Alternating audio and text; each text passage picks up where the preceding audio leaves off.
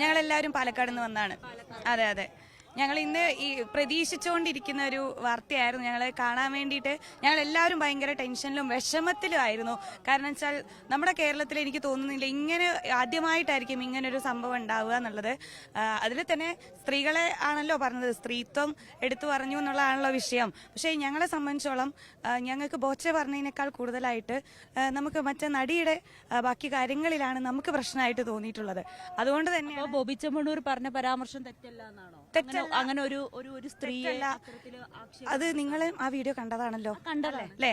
അതിലെവിടെയാണ് കുന്തി ദേവി എന്നാണ് പറഞ്ഞത്, ആ നടിയെ അതുപോലെ ഉണ്ട് എന്നാണ് പറഞ്ഞത്. അല്ലാതെ ആ ഒരു വ്യക്തിയെ ദ്വയാർത്ഥ പ്രയോഗമാണ്, നടിയെ ആണ് അങ്ങനെയാണെന്ന് തോന്നുന്നു.